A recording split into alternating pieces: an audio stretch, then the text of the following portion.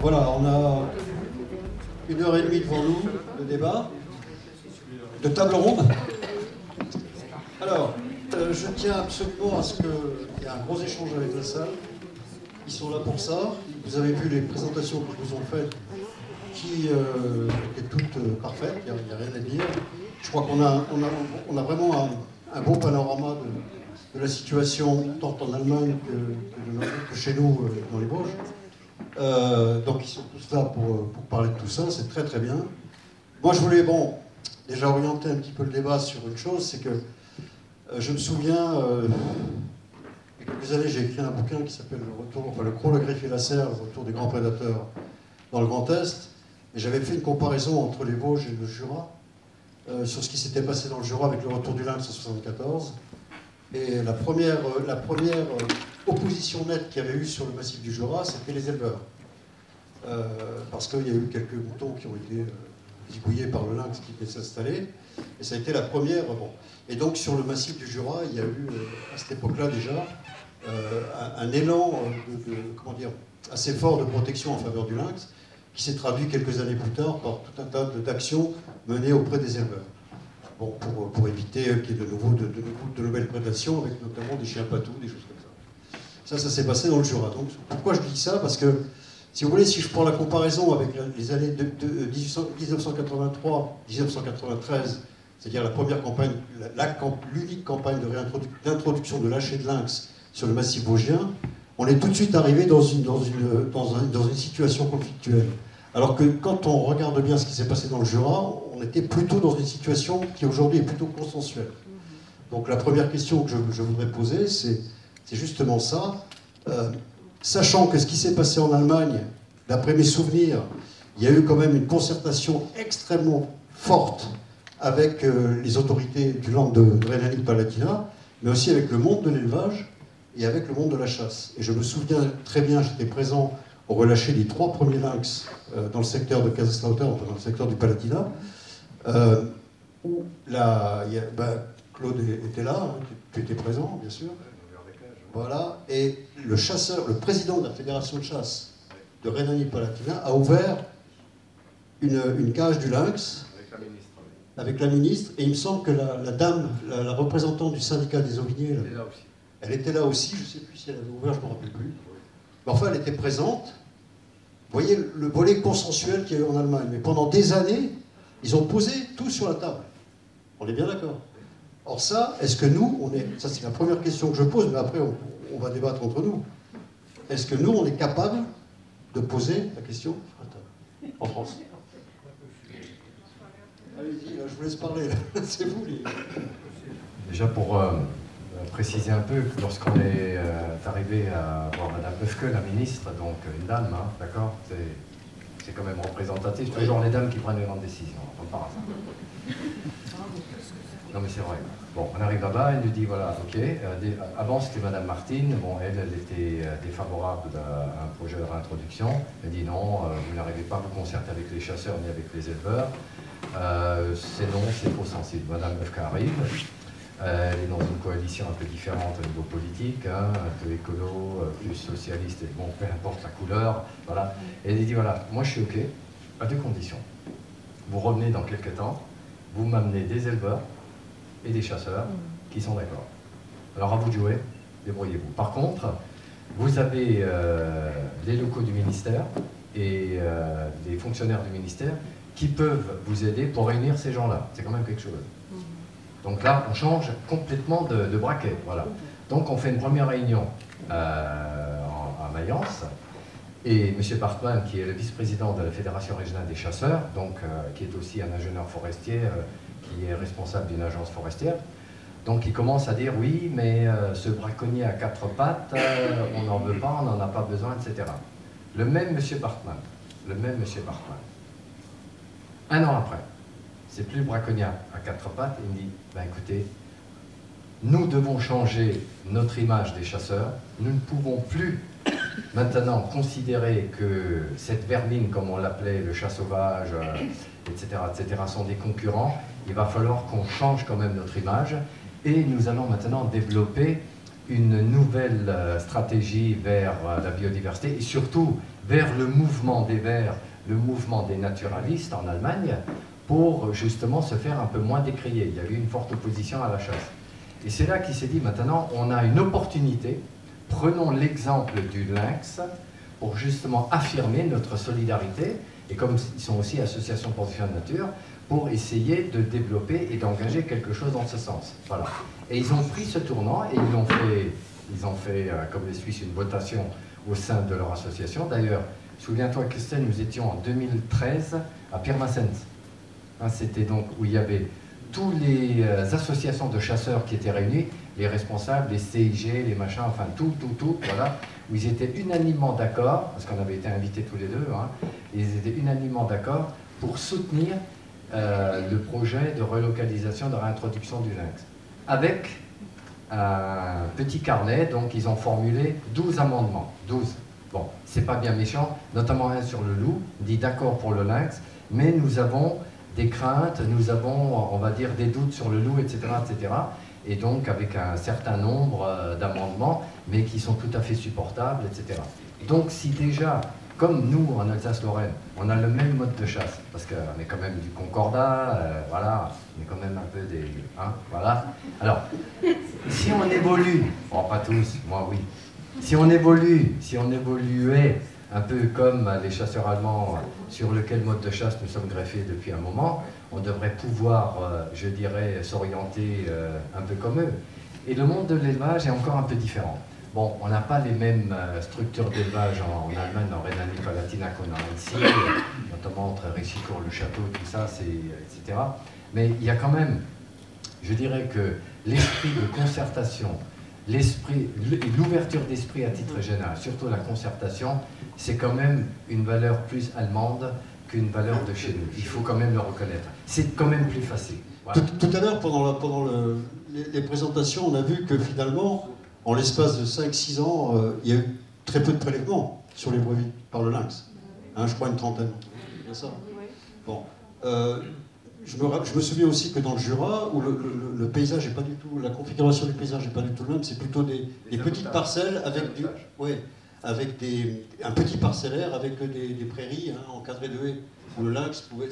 Là, ils ont vraiment développé la protection des troupeaux avec les patous. Hein.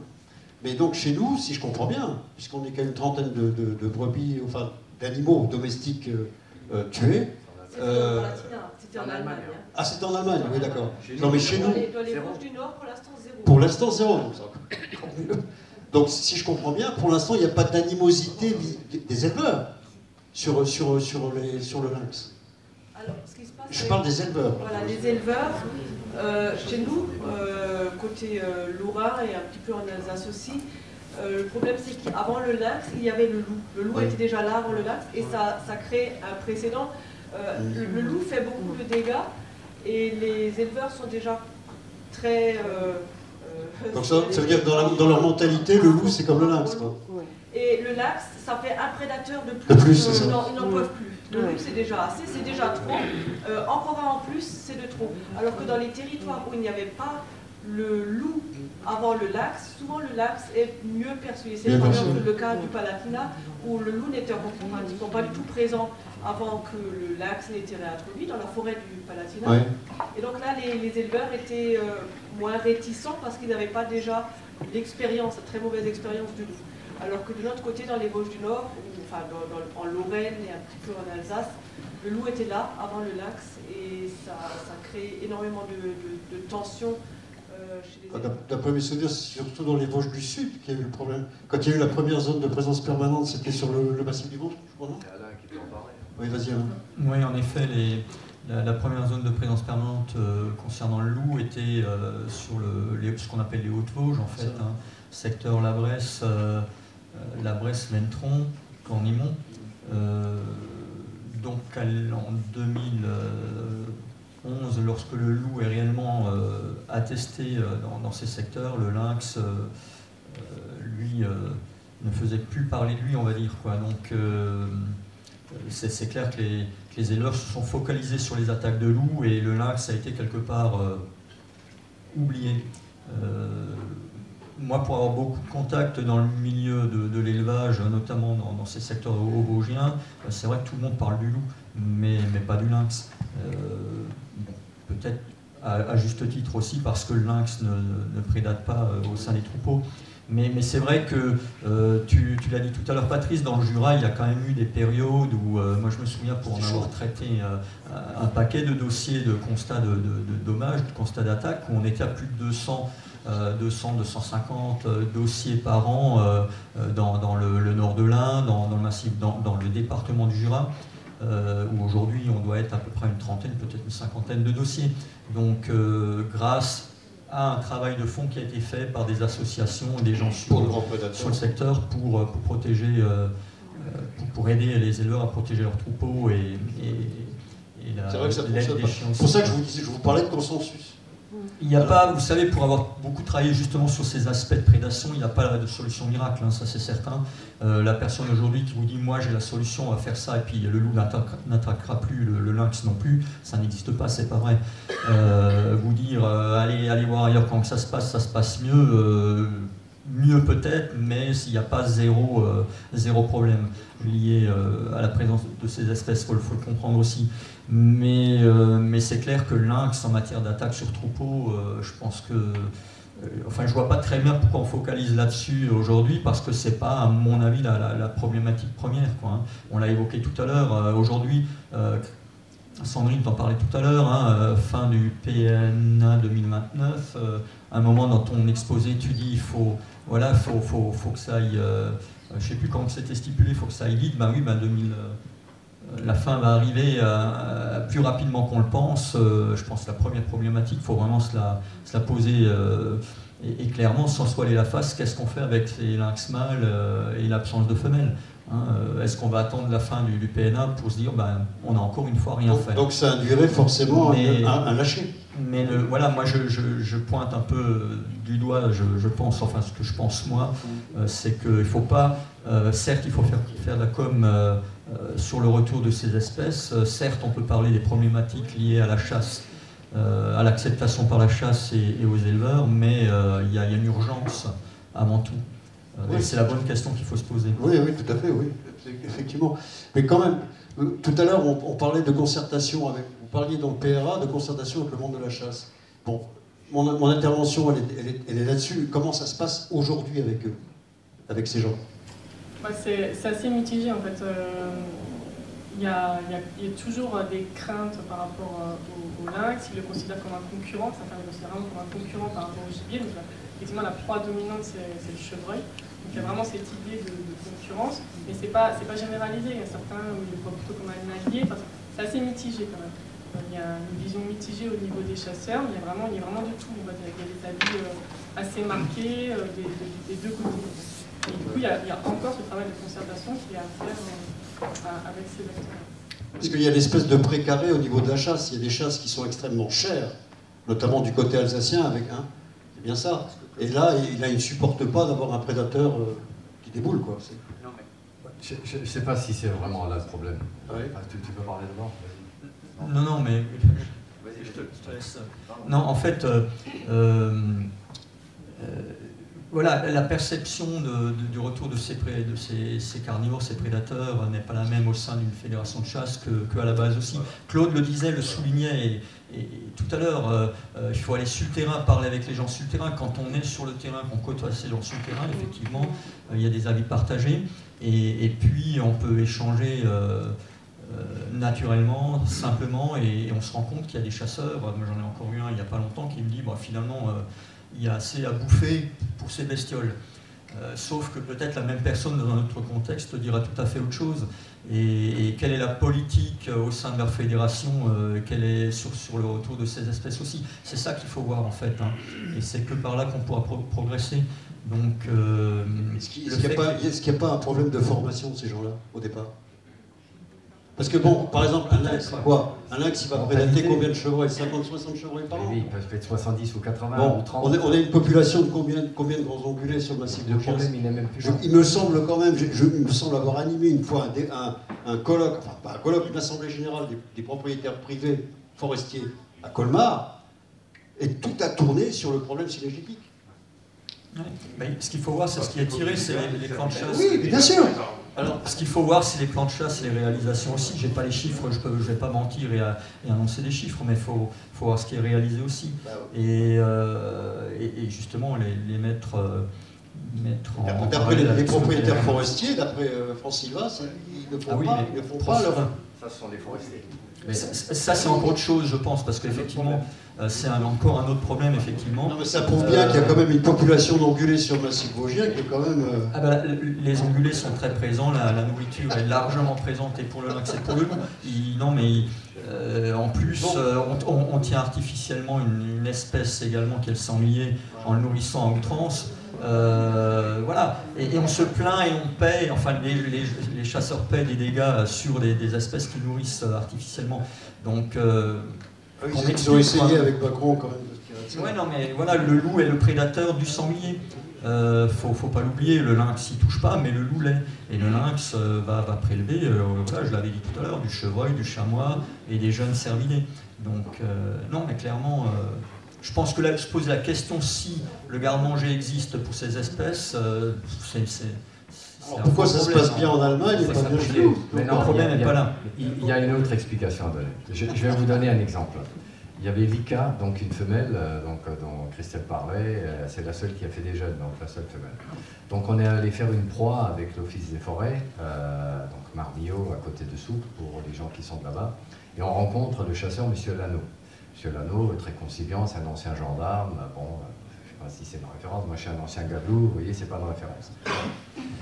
Et j'ai dit, voilà, on vient voir la proie avec le cluster, donc qui dit qu'il y a un collier, il y a des points sur la carte, et on va essayer de chercher, voir ce qu'elle a mangé. Donc on est 2 minutes sur le terrain, arrive l'adjudicataire de chasse, M. N, hein, je ne donne pas son nom. Je viens vers lui, je dis bonjour, ça va bien, bon, on s'est déjà vu quelque part. Alors donc je traduis du dialecte patois en français. Écoutez, là sur ma chasse, j'ai encore une biche. Une. Alors, si ce putain de lynx, il me la pouffe, hein. Moi je sais plus rien du tout. Hein. Non mais, faut pas déconner. Hein. Il vient là et il va foutre le bordel dans le monde. Non mais c'est pas possible ça. Je dis monsieur N, il va manger un chevreuil, c'est une femelle. Vous êtes sûr? Je dis oui, ça va bien se passer. Voilà, ce que je dis, il y a un problème de formation. Alors maintenant on va ailleurs, maintenant je vais sur le terrain militaire, donc sur une chasse où il y a 76 chasseurs, donc c'est la chasse militaire de Vitz qui est dirigée par M. Putiot. Donc je vais dans son conseil d'administration, on fait une réunion avec tous ensemble, Putiot donne le ton, il me dit oui, c'est pas compliqué. Le premier qui vise un lynx, il est dehors. Le premier qui vise un loup, il est dehors. Si j'entends quoi que ce soit sur un avis négatif de ces prédateurs, il est dehors. Et là, tout change. Et là, tout change. Pourquoi? Parce qu'il y a déjà un dirigeant qui a le courage, qui a aussi la culture, et dit bon, arrêtez, ça suffit. Chez nous, c'est pas comme ça. Ça peut varier on va dire, d'une chasse, comme ils disent, ou d'un territoire par rapport à l'autre. Et comme dit Alain, tout dépend du contexte dans lequel on rencontre la future personne qui va avoir une action par rapport à une réaction, donc un braco, tout dépend comment elle a abordé. En fait, c'est une histoire de contact sur le terrain, de formation, et surtout, il faut aller un peu plus tout en haut avec les dirigeants, président de Fédé, le conseil d'administration, et puis appuyer là-dessus, et une meilleure formation, et leur dire maintenant, voilà, vous êtes là, vous avez un rôle à jouer en matière de régulation des ongulés, il y en a tellement, mais vous êtes aussi une association de protection de la nature, parce que c'est quand même rigolo. Hein. On va peut-être aller jusqu'au bout maintenant, les gars. Hein. Voilà. Et c'est vrai que quand on regarde les projets qui ont fonctionné en Europe, que ce soit en Suisse, où effectivement les chasseurs étaient partie prenante dès l'origine des lâchers, on voit actuellement, il y a un projet en cours, il y a un autre projet qui est dans les Alpes dinariques, sur la Slovénie. Et effectivement, qui est porteur du projet? Ce sont aussi les chasseurs. Donc à partir du moment où les autorités, en tout cas, ou on va dire les éléments dirigeants, en tout cas du monde de la chasse, sont partie prenante des projets, ça marche tout de suite beaucoup mieux. Et c'est vrai que dans le Grand Est de la France, on a encore la présence, notamment, j'ai souvenir, ça doit être 2012-2013, où l'ordre du rameau d'argent, qui est un ordre de chasse plutôt germanophone, qui est plutôt des personnes qui ont des grands territoires de chasse à l'ancienne, eh bien, sont des gens pour qui, effectivement, avoir un lynx sur leur territoire de chasse, est une vraie fierté. Et on a un vrai discours, là, qui est très cohérent aussi, de conservation de la nature. On est sur un ordre plutôt germanophone à la base. C'est de l'ésotérisme germanique. Hein. On est d'accord. Ils ont inclus le lynx parce qu'il a une certaine prestance. Mais tant mieux, hein. Ils ont qu'à rajouter le loup aussi. Hein. Oui, sur le loup, c'est un peu plus compliqué, mais et pour revenir juste sur le fait que la nourriture est disponible, ce qui est important, c'est que pour toute une série de chasseurs, quand on leur disait ça, ça voulait dire quoi en réalité? Et ce qui était intéressant, c'est de prendre entre les années 70 et les années 2010, de voir les réalisations des plans de chasse dans les départements où il y avait du lynx et les départements frontaliers où il n'y avait pas de lynx. Et en fait, on voit que les courbes d'évolution des réalisations étaient sensiblement identiques, sauf pour le chamois sur 1 ou 2 années, mais qui n'étaient pas liés a priori aux prédateurs. Mais à partir du moment où on arrive avec des éléments concrets, sur lesquels on va pouvoir discuter, sur lesquels on va pouvoir échanger, eh bien on arrive à avoir un discours qui est un peu plus rationnel. Mais ça dépend encore une fois des dirigeants. Et si je peux me permettre un parallèle avec l'ours brun, c'est exactement la même chose dans les Pyrénées. Il va y avoir un département avec lequel il y a une collaboration très efficace avec le monde de la chasse, et le département voisin, sur lequel ça finit au tribunal tous les ans, parce qu'effectivement, il y a une volonté des dirigeants de cette fédération d'être plutôt en opposition, et donc forcément, ça se passe mal. Parce qu'il y a une volonté politique aussi, hein, derrière, sur l'histoire de l'ours. Il y a aussi la politique de l'ours. Oui, mais encore une fois, ça dépend des fédérations de chasse aussi. Oui.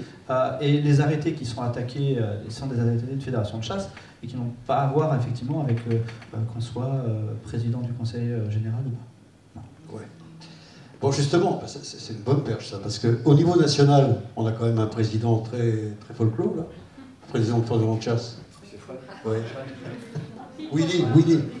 Est-ce que ça ne peut pas passer par un type comme ça, quoi, de... C'est pas si terrible que ça. Ouais, non mais bon, voilà. Puisqu'il y a un plan national d'action qui vient d'être lancé, là, est-ce que...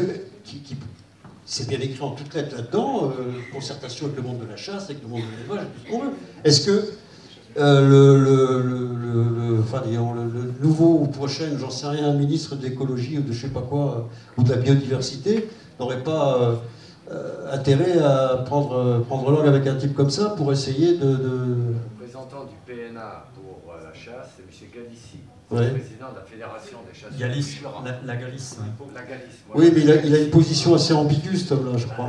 Non, mais je pense que nos premiers écolos de France, il faut les prendre au mot maintenant. C'est-à-dire qu'ils veulent participer à tous ces projets, à tous ces PNA, il faut les prendre au mot. Il faut qu'ils participent donc à la conservation, et clairement, et réellement la conservation de ces espèces. C'est pour ça que je tends la perche. Mais non, mais absolument. Mais là, il y a des avis politiques derrière et des décisions politiques à prendre. Mais il faut le... Voilà. Je suis désolé, quand on s'affiche en tant que premier écolo de France, voilà. Alors, regardez la belle pub qui passe encore actuellement à la télé. Donc, allons-y. Ils veulent participer, il faut qu'ils y aillent, quoi. Mais vraiment, pas juste être présent en réunion et dire en réunion, ah non, stop, nous on n'en veut pas. Non, participez, on y va, on monte des vrais projets et vous y allez les 4 pattes. Comme ce qu'on fait les Allemands. Dans le cadre du PRA, c'est vrai que là c'est vraiment un des axes du PRA, c'est vraiment de travailler sur la coexistence avec la chasse. Les chasseurs et les 7 fédérations de chasse du massif des Vosges sont présents dans le groupe de travail chasse. Et là effectivement le but c'est vraiment de travailler avec eux, de voir qu'est-ce qu'on peut faire. C'est bien tout ça, Sandrine, mais comment ça se passe concrètement? Comment ils réagissent ces gens-là? Alors les fédérations réagissent bien, les techniciens... Toutes les fédés? Globalement oui. Parce que, on sait très bien que quand la Fédé du Bas-Rhin, la Fédé du Haut-Rhin, il y a déjà 2 points de vue tout à fait différents sur le sujet. Mais globalement, quand même, ils ont quand même un avis favorable sur le lynx. Après, effectivement, il faut voir dans le terme d'action qu'est-ce qui va être fait. Mais globalement, de la part des techniciens, en tout cas, il y a vraiment un avis positif. Ensuite, il faut voir sur le terrain, c'est vrai que c'est ce qu'on disait entre les techniciens et les chasseurs, mais globalement, il y a vraiment un avis positif et le but, c'est vraiment justement dans les groupes de travail d'aller concrètement dans les actions. Mais ça, c'est encore à créer, effectivement, il y a encore plein de choses à créer, il y a encore plein de concertations à faire, mais moi, je trouve qu'il y a vraiment un espoir, en tout cas, de ce côté-là. Il y a un changement aussi de vision, je trouve, de la part des fédérations qui est en train de se faire, donc il y a encore des choses à faire. Et ça, est-ce que c'est pas lié à l'opinion globale, l'opinion publique? À une montée, on voit bien avec ce qui se passe contre la chasse. Il faut prendre des exemples concrets, vas-y. Un exemple concret, alors tu viens de dire, les visions les visions évoluent. Là, dans le Haut-Rhin, les élections au sein de la Fédération de chasseurs viennent d'avoir lieu. À 70% a été réélu l'ancien CA, voilà, avec quand même des gens, pour ne pas le nommer, le père Blaise, Raymond Blaise, qui lui organisait des réunions publiques dans la vallée de Münster il y a quelques années pour dire clairement aux gens, voilà, le lynx est un tueur sur notre vallée et il faut l'éliminer, quoi. En fait, c'est un gars qui est président du groupement d'intérêt synergétique qui fait 17 000 hectares. Sur 17 000 hectares, il disait avoir 30 lynx. Vous avez vu tout à l'heure qu'un territoire minimum d'un lynx, c'est 200 km², 20 000 hectares. Donc voilà. Donc, je sais pas, voilà, là en l'occurrence, là dans le Haut-Rhin, moi, peut-être parce que je les pratique plus et je sais à qui j'ai affaire, je ne vois pas spécialement d'amélioration. Moi, là, ce que je parle, c'est vraiment les techniciens qui sont présents dans le groupe de travail chasse. Moi, personnellement, il y a vraiment des bons échanges. Il y a vraiment une envie d'évolution et une envie d'action. Après, effectivement, je n'ai pas tous les acteurs... Oui, mais ils sont payés par les fédérations. Bah oui, mais ils travaillent sur les fédérations. Oui, non, mais ils peuvent être très bien comme ça dans les réunions et puis ensuite obéir aux ordres dessus, quoi. En tout cas, moi, personnellement, je regarde le positif. Ils ont envie d'agir. Après, il faut voir comment. Mais il y a quand même cette volonté-là et voilà, faut voir par la suite. Donc ce qui est intéressant, c'est de voir que, parce qu'après on va avancer peut-être sur les autres questions aussi en fonction des demandes, mais ce qui est intéressant, c'est qu'on sait que c'est un nœud important, puisque c'est sûr que ça fait partie des problèmes majeurs sur l'acceptation sociale de l'espèce. Sur le massif, il y a un travail qui est réalisé. Ce qu'il faut effectivement, c'est que derrière, ce travail soit suivi d'actes. Et là, effectivement, on attend beaucoup de ta capacité de... Donc bon courage, Sandrine. Je voulais juste ajouter que je partage un petit peu le point de vue de Sandrine, puisque depuis le début du programme de réintroduction, j'ai été invitée par les chasseurs à de nombreuses réunions des assemblées générales de chasseurs pour parler du lynx. Donc c'est eux qui m'ont invitée. Et ce sont donc les présidents de FEDE qui m'invitaient. Et la position des présidents de FEDE, c'était que le lynx est une espèce protégée et qu'en aucun cas, un chasseur ne doit l'éliminer. Après, la position de chaque chasseur, ça, il ne l'a... Voilà. Après, ce que je voulais aussi dire par rapport au point de vue des chasseurs, il y avait une étude sociologique qui avait été faite par l'Université de Strasbourg, et il y a évidemment différents points de vue, et on peut distinguer ces différents points de vue par rapport à l'âge des chasseurs. Les anciens sont plutôt contre le retour du lynx, parce qu'ils ont l'habitude depuis 30 ans de gérer leur lot de chasse sans le lynx. Ils ont une attitude plus conservatrice, alors que les jeunes chasseurs ont une vue plus écologique et voient le lynx plus comme un allié ou une espèce qui va leur aider à réguler les populations. Donc les jeunes chasseurs ont souvent une vision tout à fait différente des anciens. Le problème, c'est que chez les chasseurs, la population est vieillissante, il y a plus d'anciens que de jeunes. Et une des clés pour essayer de faire évoluer les mentalités, c'est de faire voir le lynx comme une opportunité, comme les chasseurs allemands, de voir le lynx comme une opportunité d'améliorer leur image, puisque les chasseurs ont généralement une mauvaise image auprès de la population, et d'utiliser le lynx pour améliorer leur image, et donc les faire participer au suivi du lynx, les faire vraiment participer activement. C'est tout simplement être des acteurs de la biodiversité, voilà. C'est ce qu'ils revendiquent. Hein. C'est ce qu'ils revendiquent. Ok.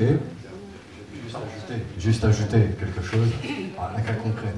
Vous savez que dans le cadre du Parlement du lynx des Vosges du Nord, donc il y a eu ce qu'on appelle un livre blanc. Enfin, il est blanc, hein, pour moi. Rédigé sous forme de... Bon, je suis critique parce que j'ai envie de l'être, parce que je n'y ai pas vraiment participé, je me suis un peu recentré sur autre chose. Et je prends la conclusion de ce livre blanc, donc il a été remis au préfet à l'époque, qui est parti après au ministère. Et il a été remis par M. Weber, donc le président du Psychoparc, et par M. Gérard Lang, donc à l'époque président de la Fédération des chasseurs du Bas-Rhin. Moi j'avais des contacts avec Gérard Lang et je lis ce livre blanc et je vois lors de la transmission, ça m'a beaucoup marqué d'ailleurs, c'est toujours mentionné comme ça, Gérard il conclut, maintenant c'est à vous de convaincre chaque chasseur. On commence quoi. C'est quoi ce livre blanc? En fait, il y a des choses qui ont été faites. Mais je pense que ça a été fait pour acter, entre acter des choses et puis aller jusqu'au bout des choses, vous allez me dire, il y a un début. Mais ça fait déjà sacrément longtemps. Qu'est-ce qu'il y a comme résultat? Évidemment, je partage avec toi. Nous avons eu hier un technicien de fédération, un monsieur très ouvert, hein, voilà, qui très ouvert, hein, voilà, et qui pourrait l'être. Mais Sandrine, il a aussi précisé. Après, sur le terrain, avec les anciens, ça, je ne sais pas comment ça va se passer. Hein. Maintenant, parler à un vieux loup comme moi qui a 40 ans d'expérience sur le lynx, il y a du chemin à parcourir. Dire que les jeunes chasseurs, certainement l'étude sociologique le dit, ont un esprit un peu plus ouvert pour la tolérance, c'est pas évident. C'est pas évident. C'est pas évident. En fait, c'est encore une histoire culturelle, et il va falloir les contacter un par un, malheureusement, essayer de leur faire passer un message, et puis soit on a le charisme pour le faire passer, soit ils sont dans un bon karma, etc. Mais moi je crois qu'il faut passer par un autre chemin. C'est le chemin qui vient de tout en haut, c'est-à-dire qu'on parlait de M. Willy Schren, le président de la Fédération nationale, qui a quand même beaucoup d'argent, aussi l'État français leur donne, ils ont une cotisation par chasseur de l'État, etc. Bon, moi je ne suis pas anti-chasse, pas du tout, mais bon, il faudrait peut-être aussi l'utiliser à bon escient. Et M. Schren, il est aussi influencé par ses présidents de fédération, il est influencé par son conseil d'administration, voilà, et bien sûr par son lobby. Et maintenant, on va parler politique. Nous, quand on intervient en photopiégeage dans le secteur des Vosges du Nord, on commence par aller voir Monsieur le maire. Vous savez, un maire, il est élu, il représente la population, et il faut aller le voir. Le maire, il faut qu'il soit au courant de ce qu'on fait. Et un maire peut être aussi un relais. Il peut être un relais, mais il faut aller le voir. Il faut se prendre ce temps. Il sort de son tracteur ou il sort de son bureau, voilà, mais c'est un contact. Et déjà, et c'est comme ça qu'on arrive à tisser une toile. Le maire est peut-être chasseur, il a peut-être une chasse communale, où il tire de l'argent. Et quand ces chasseurs lui disent « Attends, écoute, Philippe, il y a le lynx qui arrive, j'aurai moins de chevreuil, moi je la paye moins cher, la chasse, etc. » Et c'est comme ça que ça se passe. Donc il faut du dialogue avec ces gens-là qui tournent autour de la chasse. Ce sont ceux qui louent la chasse, voilà, tous. Et c'est notre problème. Et là, il faut un contact. Et je terminerai. Vous savez, moi, demain, la première proposition que je vais faire, moi, c'est que je la fais au gestionnaire des milieux forestiers. Elle dit, bon, un chasseur trouve un ongulé qui a été prédaté par un lynx, eh ben, on l'enlève tout simplement au minima. C'est un geste ferreux. C'est politique. C'est tellement symbolique, mais c'est politique. Et ça va calmer une douleur. Alors faisons ça, commençons par ça. Maintenant, leur donner un blanc-seing en disant que ça va évoluer, franchement, non. Moi, je suis extrêmement prudent, très sceptique, parce que j'ai aussi déjà eu quelques permis de chasse, voilà, et je sais comment ça se passe. Donc il y a encore un long chemin à parcourir. Et finalement, il faut aussi une volonté politique de tout en haut qui dise une fois pour toutes, M. Schren, au rapport, je suis M. Macron, tu m'as soutenu, je te soutiens, bon maintenant tu vas écouter un peu les petits écolos aussi, là, voilà. Et tant que c'est pas écrit, ça ne marchera pas. Voilà. Ça c'est mon avis. C'est-à-dire qu'il y a aussi effectivement un gros problème de changement de mentalité. Simplement, si on prend l'exemple des chasses traditionnelles, rappelez-vous ce qui s'est passé. Chasse à la glu, etc., dans certains départements de France. Il y a le Conseil d'État qui a squeezé le truc. Finalement, Macron a demandé au préfet d'ouvrir ce type de chasse. Et ils ont manifesté pour ça. Alors ça, ce sont des chasses traditionnelles. Quand on parle de biodiversité qui se casse la figure partout, comment est-ce qu'on peut encore attraper des oiseaux avec une matole ou des branches couvertes de glu, quoi. C'est ça vous voyez. Donc il y a toute une question, à mon avis, je pense, effectivement. Tout à l'heure, je ne sais plus qui c'est qui parlait de ça, mais l'histoire de l'âge des gens.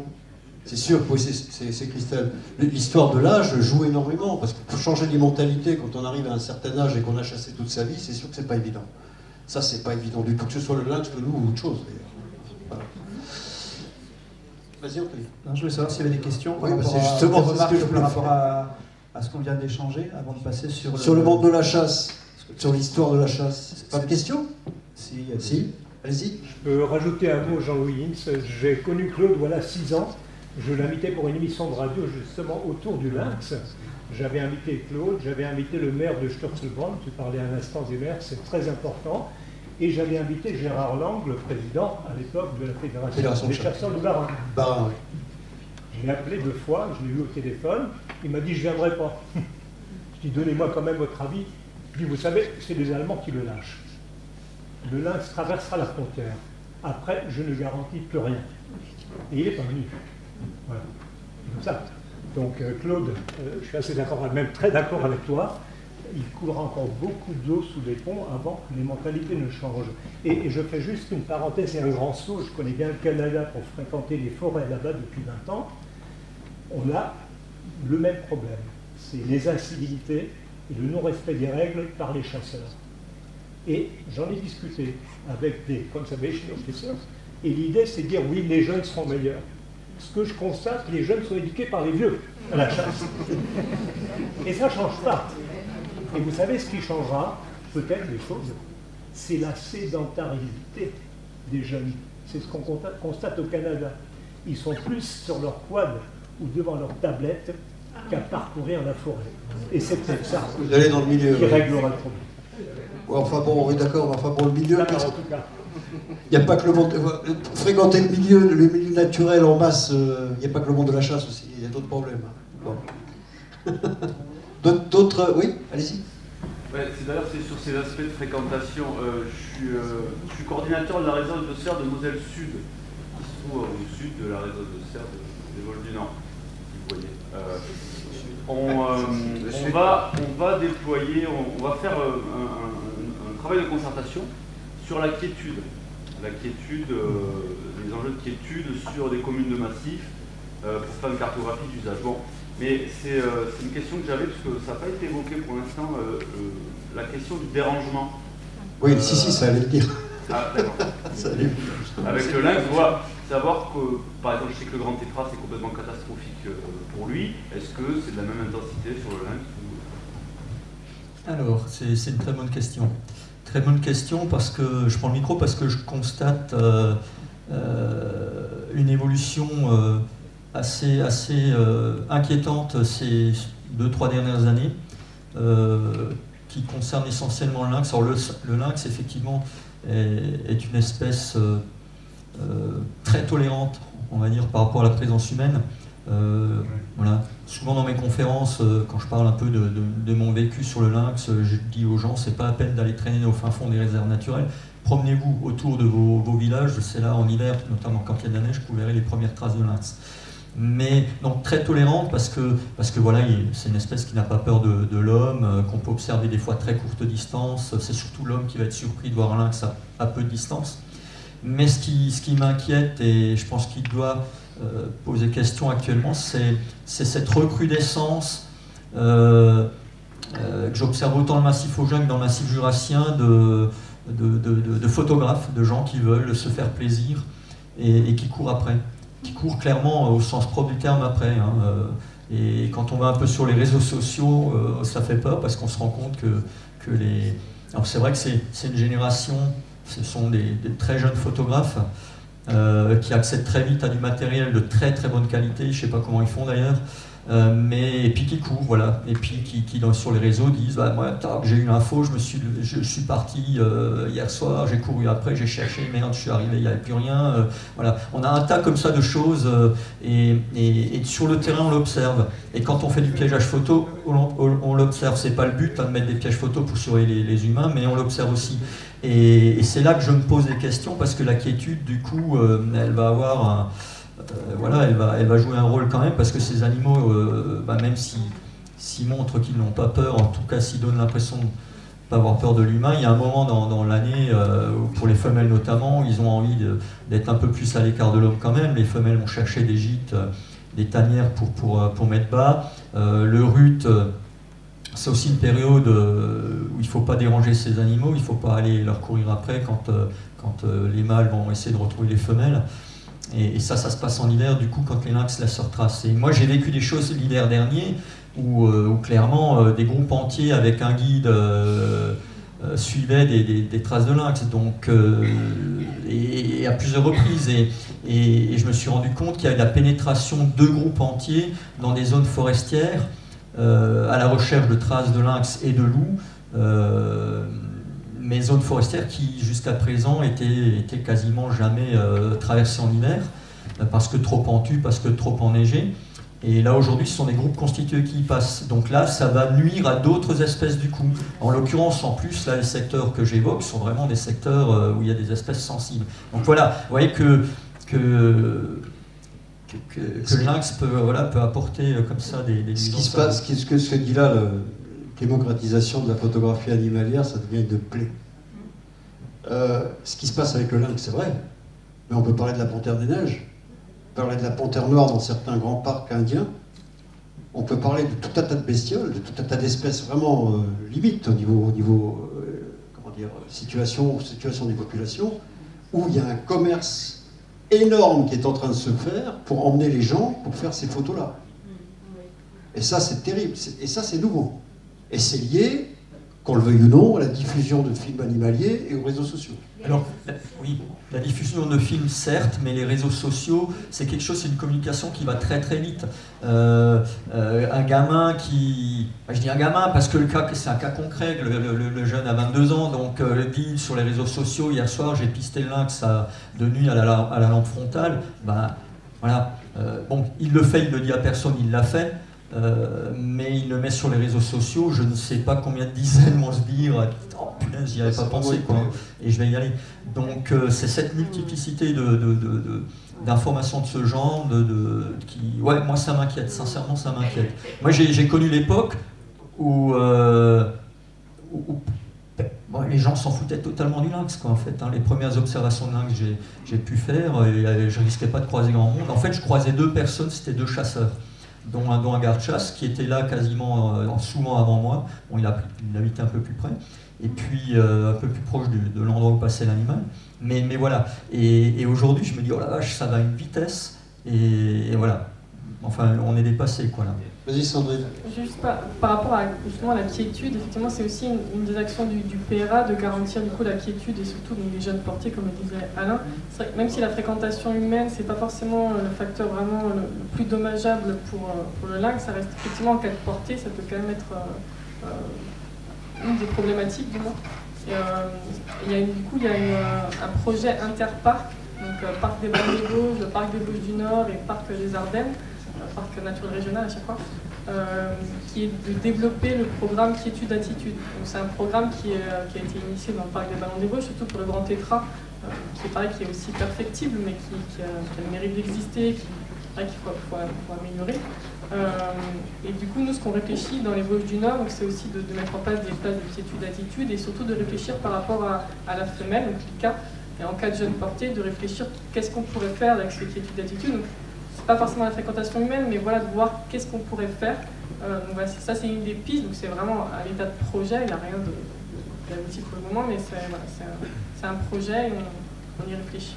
Juste pour compléter, on est par ici d'être territoire pilote justement là, pour le déploiement de cet outil Quiétude-Attitude. Et c'est pour ça que je me demandais, je pose la question, est-ce que je vais parler du lynx ou pas dans les réunions avec la fille des chasses d'ailleurs, hein, qui est partante de celle de Moselle. Etc. ou pas. Et pour les projets d'avenir, je sais qu'elle parlait de la passerelle à Saverne, c'est madame, mais je ne sais pas si c'est aussi un exemple de projet interparc, interréserve de biosphère, où peut-être qu'il faudrait renforcer quelque chose, je ne sais pas. Sur les copons, c'est pareil, il y a vraiment un copil qui est en train de se faire. Donc effectivement, Christelle a indiqué que la passerelle existante, elle est vraiment peu efficace en termes de traverser pour les espèces de manière générale, et par contre effectivement le lynx l'utilise, mais pour les espèces en général c'est vraiment pas suffisamment efficace pour la connectivité entre Vosges du Nord et Vosges centrale. Donc là il y a un copil actuellement pour réfléchir à qu'est-ce qu'on peut faire au niveau de cette passerelle là, en refaire une autre, enfin voilà, c'est pareil, c'est à l'état de projet, mais il y a vraiment plusieurs acteurs qui se réunissent là-dessus pour discuter. Il y a vraiment une volonté vraiment importante sur ce projet-là, c'est un projet qu'on entend depuis très longtemps, mais là, il y a vraiment une solution, je pense, qui va se débloquer vraiment prochainement. Enfin, on l'a suivi depuis quelques temps, et là, il y a vraiment une fenêtre de tir qui va être prochainement sur ce sujet. Ça va coûter de l'argent, ça, c'est ça le problème. Beaucoup d'argent. Oui. Parce que mal conçu. Très mal conçu. Mal conçu. le monde qui passe sur le panneau. Effectivement, mais c'est très utilisé par les randonneurs. Elle est vraiment. C'est un des soucis du coup de la non-utilisation de la faune. Et le but, si le projet aboutit, c'est que s'il y a une nouvelle passerelle, par exemple, qu'elle soit vraiment pas utilisée par les humains. Donc il y a vraiment une concertation pour que la passerelle actuelle soit utilisée par les humains et pas pas évident. Après, voilà, c'est à l'état de projet, mais c'est bien parti. Oui, Stéphane. Stéphane Corbeil, vice-président au Parc naturel régional de Lorraine.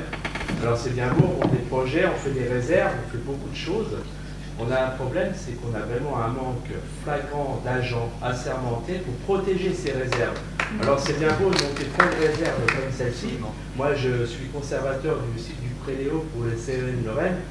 Le site du Préléo a été saccagé par un agriculteur et je suis sans nouvelles du CEN depuis le mois d'octobre. Et si on propage ces réserves sans qu'il y ait des personnes assermentées en permanence sur les lieux, ça ne sert à rien. Alors, juste quiétude d'attitude, c'est pas des réserves. Hein. Quiétude d'attitude, c'est vraiment de la sensibilisation. Aussi bien comme des réserves, mais on est dans ce dynamique, dans ce même genre de projet. Là, je vous rejoins totalement. C'est vrai qu'il y a vraiment un manque cruel de personnes vraiment sur le terrain. Ils sont présents, mais il y a vraiment un manque d'effectifs, et ça, c'est clair. C'est plus plat que sur le terrain, ça c'est clair. Moi, je le vois, je le constate. Je fais que des réunions pour faire des réunionites. Je suis vice-président du Parc naturel de Lorraine. Les agents sont pas présents du côté est, présents du côté ouest. Et voilà, c'est vraiment dommageable. Voilà, tout simplement. Je critique mon propre... pourtant, j'ai des convictions, hein. Voilà, mais je constate. En termes de TP, moi, je vous rejoins totalement. Enfin, il y a vraiment un manque de TP assez général. Enfin, dans plusieurs structures, c'est vraiment un manque. Hein, ou alors, il faut qu'il y ait un statut, comme une réserve naturelle régionale. Là, à ce moment-là, il y a quelqu'un qui est nommé. Simplement, mais, c'est que voilà. Il y a plein d'agents, Natura 2000, Seine, Parc, on va parler du SNIEF, on va parler de... Et on les voit jamais sur le terrain, c'est ça? On se tourne le dos, les monte des projets, mais personne ne se regarde pour se concerter, pour monter un projet commun, tout simplement. J'aimerais bien vous répondre. J'aimerais bien vous répondre. Je vais vous répondre sur quelque chose qui me tient vraiment à cœur. Je m'occupe de préservation des habitats de faucons pèlerins dans les Vosges du Nord et dans les Vosges moyennes. On a aussi un acteur ici qui est Philippe Sornet qui a travaillé dessus. Demain, nous avons une opération concertée avec l'OFB, 2 agents, 5 agents ONF, une dizaine de notre association. Figurez-vous qu'à l'heure actuelle, nous sommes obligés de barricader les rochers avec de la rubalise, des panneaux pour dire aux gens de ne pas monter, parce que vous avez, comme tu disais, ces nouveaux photographes qui ont du matos, on me demande d'où ça vient, est-ce que le shit est trop cher, j'en sais rien, bref. Non mais c'est pas possible. Alors, c'est cette surinformation naturaliste qui va tout tuer. Et ce que vous dites m'interpelle énormément, parce que moi je le vis depuis 40 ans. Donc moi je suis président d'une assoce et nous avons mis en place des choses, des arrêtés de protection. Mais nous sommes là pour surveiller. Et nous on se fait chier. À Pâques, on était 2 agents forestiers, quand même, voilà. Et on était 5 associatifs pour 5 sites. Donc un site est fréquenté environ par 800 personnes qui passent en dessous. Et sur les 800 personnes, il y a bien un rigolo qui a envie de monter. Il faut être là au bon moment pour lui dire n'y va pas. On est d'accord? Bon, mais... Et ce que vous dites, c'est une plaie en France. Le parc national du Hunsrück, en Rhénanie-Palatinat du Nord, quand ils l'ont créé, ok, par des Allemands, d'accord, c'était nos envahisseurs. Le problème est qu'ils ont mis en place et aussitôt, ils ont réagi. Ben, ils ont nommé 7, 8, je crois qu'ils sont 11 maintenant, rangers. Ils sont là en permanence. En permanence. Allez aux États-Unis, tiens, il y a le Canadien là-haut. Laissez tomber un morceau de papier là dans le Yellowstone. Il y a un ranger qui dit stop what I'm making here. Fuck you. Hein? Et nous, que dalle. Rien du tout. Et nous avons le véritable problème là. C'est pour ça que. Et maintenant je vais réagir sur autre chose. Je suis très ami avec M. Eric du Parc de Bavière, qui encore il pilote une étude sur les ongulés à l'heure actuelle et sur le lynx.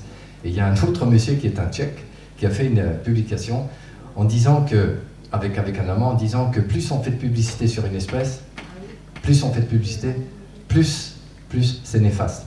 Et plus on le met dans les guides touristiques, même dans les appels de territoire, et plus c'est néfaste pour l'espèce. Et la publication dit même qu'à l'heure actuelle, le mieux ce serait de ne plus trop en parler ou de parler d'une autre manière. Vous voyez, c'est ne rien dire, ne pas informer, c'est pas bien, voilà. Et puis, alors c'est quoi le juste milieu? Le problème, c'est cette surconsommation avec les réseaux sociaux, etc. Et là, on n'en peut plus, voilà. Si vous y rajoutez encore autre chose, mais on pourrait se coordonner en France une fois pour toutes avec un vrai ministère, voilà, et dire, voilà, alors tous ces gens-là, moi je suis sur Natura 2000, non mais franchement, moi ça me dit rien tout ça. Ok, voilà, il est où? Mais il n'a pas le temps, c'est un chargé de mission. Réserve naturelle, ils sont 2, ok, ben, ils ont déjà un planning de travail sur 1 an. Alors un planning de travail sur 1 an, moi je veux bien, je ne vais pas les critiquer, mais s'il pleut un jour, est-ce qu'il faut sortir, est-ce qu'il ne faut pas changer un autre jour, etc. Et si on mettait tous ces gens un peu ensemble, et si on donnait de nouveau des moyens aux gens de terrain, et puis redonner un peu de l'activité, ça changerait tout. Toi, tu parlais de l'histoire de lynx blessé, etc. Je sais très bien comment ça se passe à là. Même moi, on m'a déjà appelé, il dit écoute, il y a une bestiole à côté de la route, tu ne veux pas appeler quelqu'un pour un chat sauvage? Ben, je l'ai amené quelque part, vous voyez. On manque de coordination, vous avez raison. Vous êtes courageux en étant employé du parc et de le dire, mais vous rendez service. Mais vous rendez service à la faune et à la flore et à l'habitat. Voilà. Tu veux intervenir, Jean-François? Oui, alors, d'abord, je ne peux qu'approuver tout ce qui vient d'être dit sur les moyens. Je peux vous assurer qu'avec le conseil CRPN, on va certainement faire un groupe de travail justement sur la question de la régulation de la police, etc. Par contre, ce que je vais quand même rappeler, puisque là on parle d'espèces, il faut aussi parler d'habitat, d'écosystème, et que dans la politique, pour l'instant, n'a pas été remise en cause nationale de biodiversité, il y a tout de même l'idée d'atteindre 10% de zones sous protection forte. Alors, il faut les moyens derrière, hein, c'est pas évident. Et j'ai l'impression que dans le Grand Est, il y a une grande frilosité par rapport à rien qu'à ce chiffre des 10%. Moi, j'ai entendu parler de 3%, ça sera très difficile d'aller au-delà, parce que même si le lynx est un animal, je ne vais pas dire anthropophile, mais qui, disons, peut cohabiter, comme vous l'avez dit, à certains moments de son cycle de vie, il est important qu'on lui fiche la paix. Donc il y a aussi l'idée de pouvoir avoir des zones où les activités humaines, alors c'est très choquant en France de dire ça, soient réduites au bénéfice des non-humains. Sinon, on n'y arrivera jamais.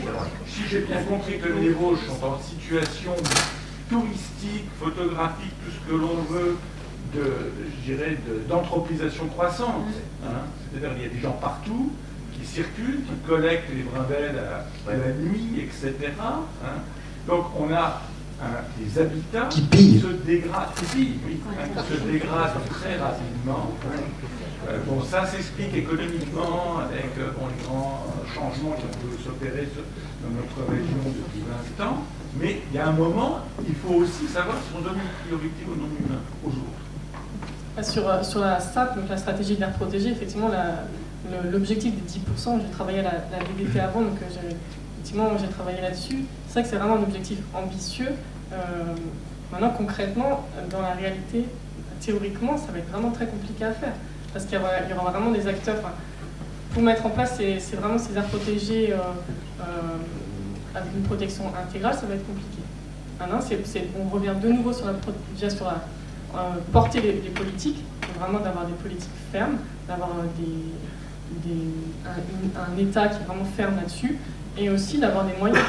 Après, il faut aussi vraiment qu'il y ait des personnes qui mettent en place les statuts. Enfin voilà, et on revient sur le même problème. C'est vraiment le manque de moyens et après avoir des politiques là-dessus. Donc, effectivement, les 10%, c'est un objectif, mais maintenant, il faut le faire. Moi, 10%, je veux bien. Quand on voit l'orientation que prend simplement le massif vosgien, c'est une orientation de futur, comment on pourrait appeler ça, zone récréative. Oui, voilà, oui. C'est ça, oui. Enfin, si vous discutez avec les acteurs locaux, notamment les élus, ils vont dire quoi? Ils vont vous dire, moi j'ai besoin d'activité économique. Le massif vosgien, regardez ce qui s'est passé avec les histoires de confinement.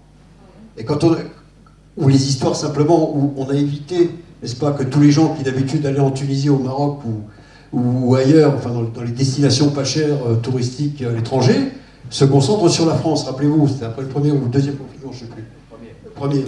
Bon, qu'est-ce qu'ils ont fait les gens? Ils sont allés dans des endroits un peu partout. Donc les Vosges ont immédiatement ouvert le banc en disant, nous, comment dire, moyenne montagne de proximité, on est tout près du bassin parisien, on est tout près de ci, on est tout près de ça, c'est ouvert. Entrée, c'est ouvert, c'est open bar. On est bien d'accord. Et là, on est en train de faire du massif vosgien un parc d'attractions, ni plus ni moins. Et est-ce que... Voilà, je vise en... Et donc, est-ce que dans ce contexte-là, où il y a effectivement une pression énorme au niveau économique, et au niveau donc forcément financier, parce qu'on vous met tout de suite les emplois derrière, ça on est d'accord, c'est ça chez les élus, c'est radical. Est-ce que dans ce contexte-là, le Grand Tétras, la Gelinotte des Bois, le Lynx boréal et autres, et j'en passe des meilleurs, ont une place? Là, voilà la question. Oui. Oui, François Fischer, Club Vosgien. Club Vosgien, c'est quoi? C'est amener le public à l'intérieur de la forêt. Sur des sentiers. Ah, mais ça existe. On attaque, attendez, je suis d'accord avec tout ce qui a été dit ce soir. On attaque le tourisme, on attaque l'économie. Qu'est-ce qu'on va faire? Se mettre autour d'une table, ça ne sert à rien. VTTiste. Oui. Vous allez voir un gars qui est en train de vendre des bagnoles, enfin pardon, des VTT électriques. Ce monsieur va en vendre. On va l'attaquer. Il va aller voir monsieur le maire. C'est ce qui se passe chez nous à Saint-Paul. On va le défendre. Vous avez l'association, mais regardez ce qui se passe avec le Tour de France dans les Hauts-de-Vosges, avec le col des... Aidez-moi, des jeunes filles. Blanche des belles filles. Ouais. Il ne faut pas déconner, il faut être sérieux. Nos amis la FFR, ils ont même fait des balades spéciales pour pouvoir se rapprocher. Alors, moi je suis... Alors, nous avons, avec Philippe Sornet qui est mon vice-président, nous avons, et on est en collaboration avec l'ONF, bien que mal, on arrive à protéger le faucon pèlerin, qui est au Bromelstein, vol d'oiseau à 2 km de chez moi. On a beau mettre des panneaux, leur dire ça ne sert à rien. Qu'est-ce qu'on doit faire? Comment s'appelle le petit patelin où tous les dimanches dans le Vosges du Nord, où il y a 3 fois plus de personnes qui viennent visiter des rochers, plus de personnes que dans le village. Le canyon, voilà. Canyon d'Orphilaire. C'est en Allemagne. Hein. On est victime de notre... Le canyon est en Allemagne. Oui, mais le village. Allez contre le tourisme, allez contre l'économie de ça. C'est ce que je viens de dire. Il y a une solution, je ne sais pas. Non, c'est très, très compliqué. Croyez-moi, ça me coûte. En plus, il y a en plus tout un tas d'activités nouvelles. Le géocaching, par exemple, sur le faucon pèlerin, c'est terrible, ça. Excusez-moi. Alors, on applaudit parce qu'il a applaudi là. Vas-y, Laurent. J'aurais pas la prétention d'être la solution, ou du moins Sainte-Croix. On est un toute petite microbiette dans tous les soucis qu'on vient de dire. Mais déjà, on parlait du fondateur Gérald Singer, qui était un amoureux fou furieux des cerfs, et notamment d'une période magique qui est le brave du cerf. Et il n'arrêtait pas de répéter infiniment que c'était mieux que les visiteurs viennent à Sainte-Croix dans des visites encadrées avec de l'éducation que d'aller complètement perturber ce moment important pour les cerfs. Et de la même façon que ça soit, ils ont des vrais rôles d'ambassadeurs et aussi d'apporter des gens pour la première découverte de cette faune et pouvoir répondre à ce besoin des gens qui ont envie de rencontrer les animaux. C'est un des éléments des parcs. Non, mais ça c'est tout à fait. Alors là, c'est tout à fait en l'honneur de ce parc que je connais bien depuis le temps de Sainte-Croix. Non, mais ça, le message est très important. Mais bien sûr, mais c'est fondamental même. Mais il n'y a pas que Sainte-Croix, il y a aussi d'autres établissements qui le font très bien. Mais qu'est-ce que vous voulez? Je suis tout à fait d'accord avec vous. Le club Vosgien existe depuis quand? J'ose pas te dire. Très longtemps. Non, mais... Oui, mais... Non, mais l'évolution fait que... Vous disiez tout à l'heure les VTT électriques. Voilà. Donc ça va partout. On parlait tout à l'heure des traces dans la neige. On voit les traces de raquettes à côté. Mais... J'en ai oublié. Hein.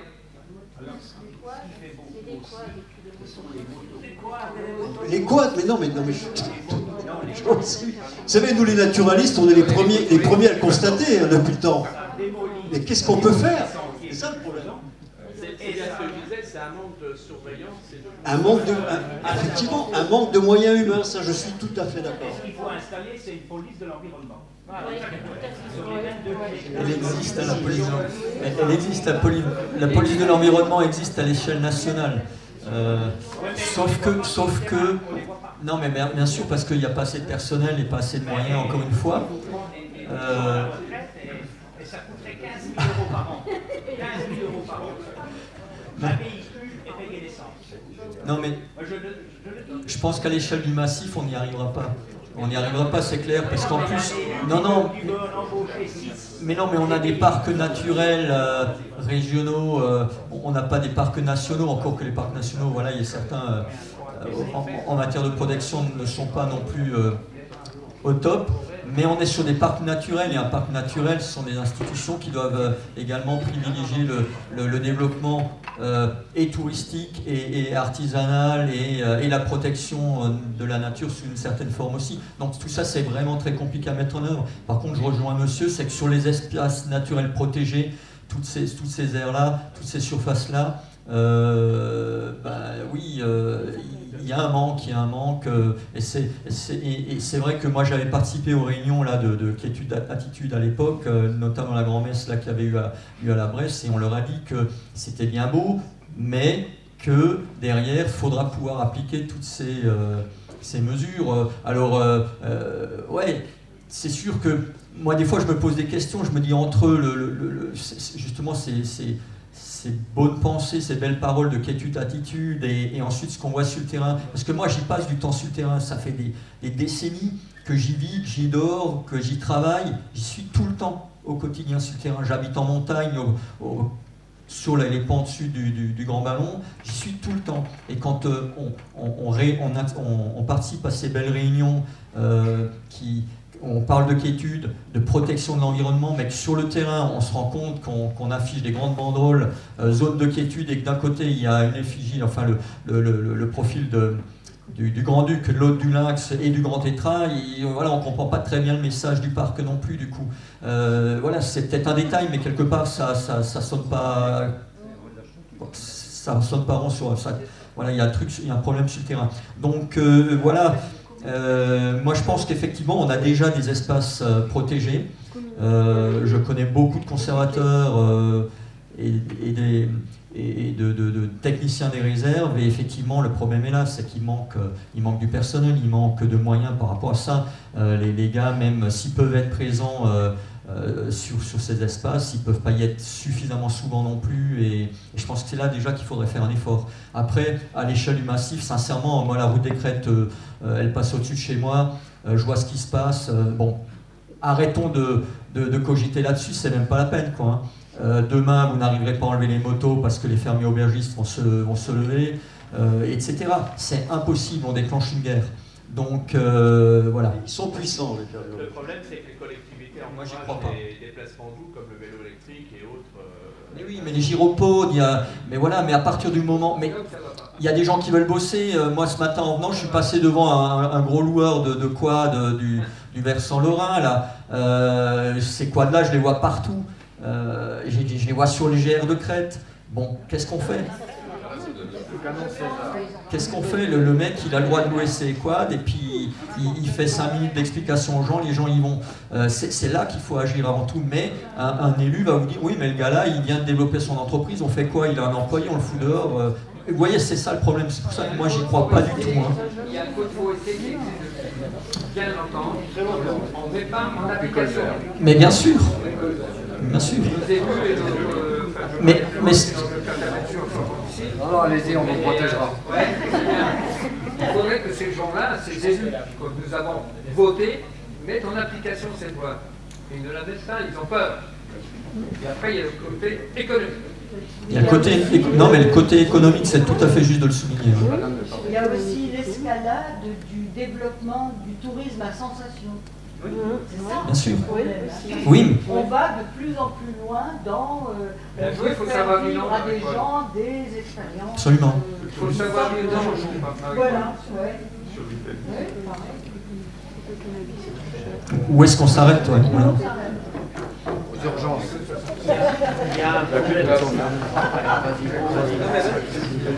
Oui, pour rebondir sur l'inquiétude, attitude, et je voudrais m'adresser particulièrement à Sandrine, dans le parc des Vosges du Nord, il y a quelque chose qui s'est développé ces dernières années, et si tu vois les DN du lundi ou du mardi, tu regarderas la marche de nuit en forêt.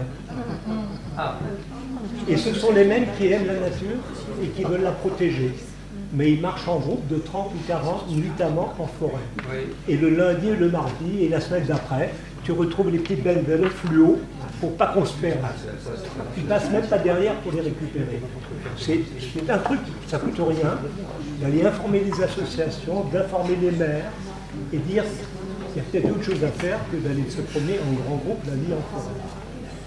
Ensuite, il y a une dernière chose, et je m'arrêterai là-dessus, c'est le signal que le politique veut envoyer aux citoyens.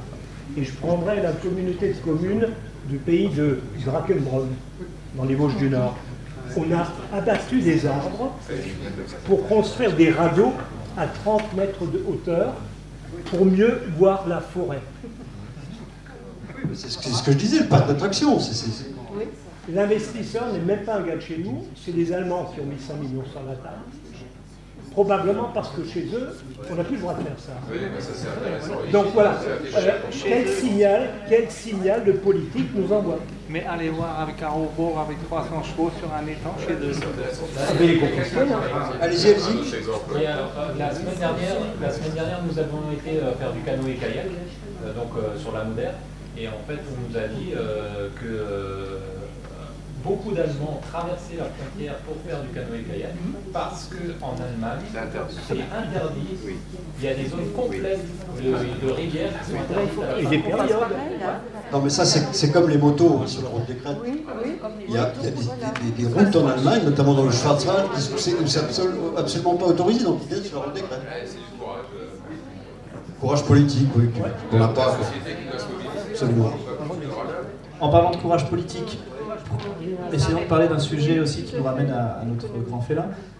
Ça fait 15-20 ans qu'on a effectivement des données sur les collisions routières pour cette espèce, plutôt sur le massif jurassien. On en a peu sur le massif vosgien identifié. Et à ce jour, à ma connaissance, et pourtant j'ai travaillé sur le dossier assez longuement à partir de 2012, eh bien on n'a pas de politique en tout cas pour essayer de réduire les collisions routières avec cette espèce.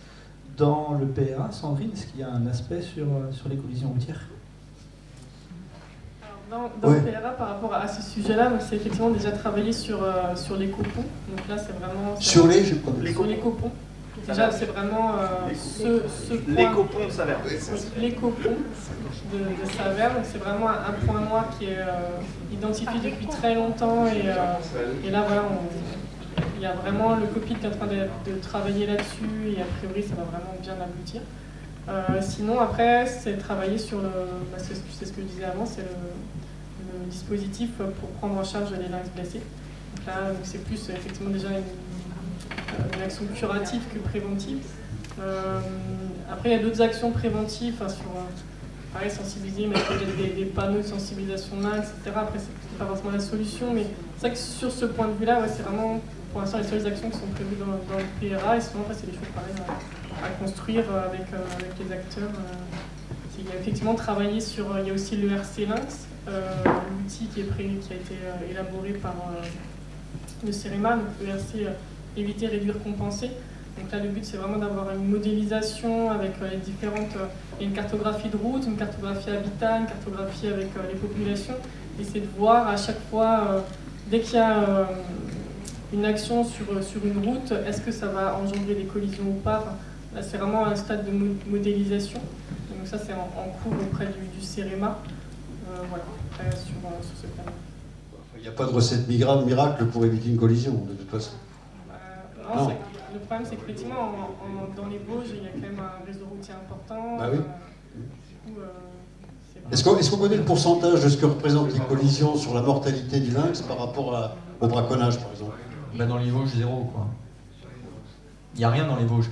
Il n'y a aucune collision connue attestée dans les Vosges. Il y a des suppositions, mais il n'y a aucune collision attestée dans les Vosges jusqu'à présent. C'est surtout dans le Jura. C'est essentiellement dans le Jura, avec des axes très principaux qui voilà, qui vont de France en Suisse où les gens roulent très vite et c'est là que ça tape.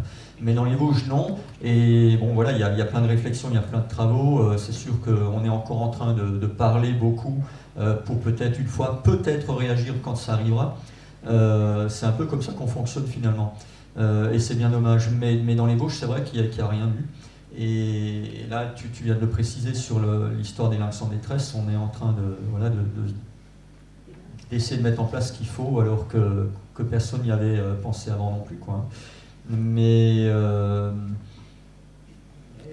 voilà, pour avoir poursuivi de près certains individus, ils traversent très très fréquemment des nationales très fréquentées de nos massifs, notamment des passages de cols qui vont du versant alsacien ou vice versa vers le versant lorrain.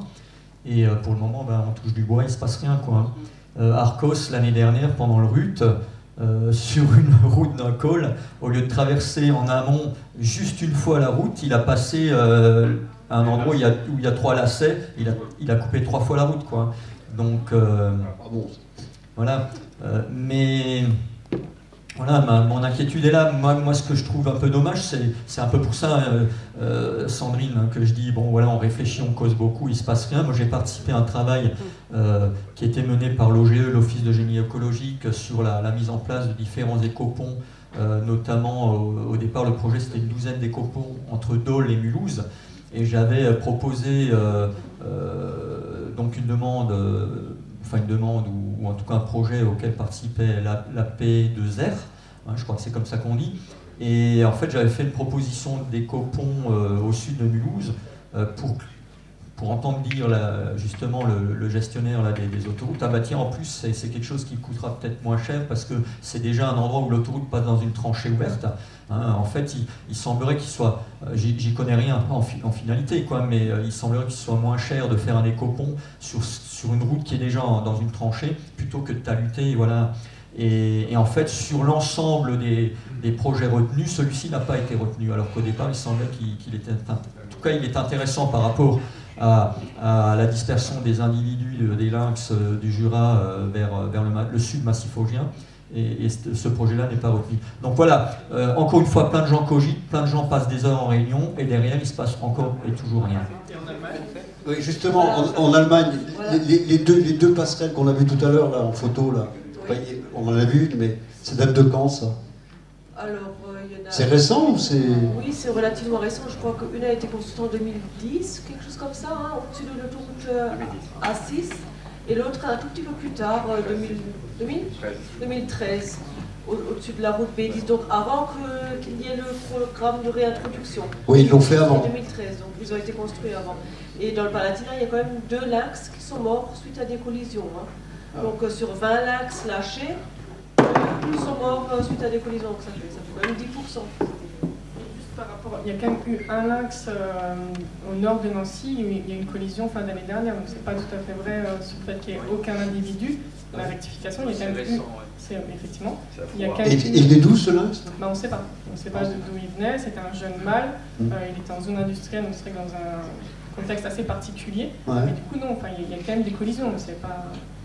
Une collision Oui, mais c'est pas quand même... Oui, allez-y. Sur les du coup, moi je voulais dire, il y a clairement un problème quand on connaît cette tranchée de l'autoroute A4 qui finalement passe entre Strasbourg et Metz.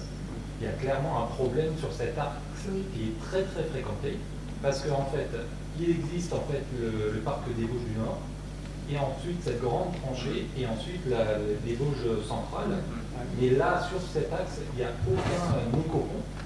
Et en fait, moi, je voyage beaucoup, et on peut regarder par exemple au Luxembourg, au Mosellans, il y a d'énormes infrastructures qui permettent d'avoir une trame écologique et des passages. Et donc, il faudrait peut-être regarder un peu ce qui se passe ailleurs pour se servir de ça. Les coponts de Saverne, vous en avez parlé, je pense que je suis sorti.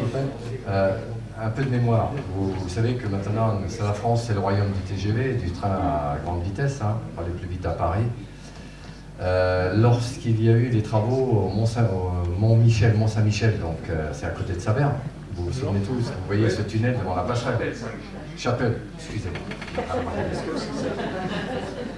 C'est un lieu que je ne connais pas. On va t'y amener, mon frère.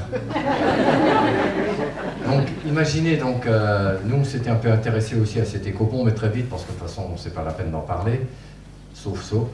Alors, on avait fait une proposition à la SANEF, par l'intermédiaire du Psychoparc, par Jean-Claude.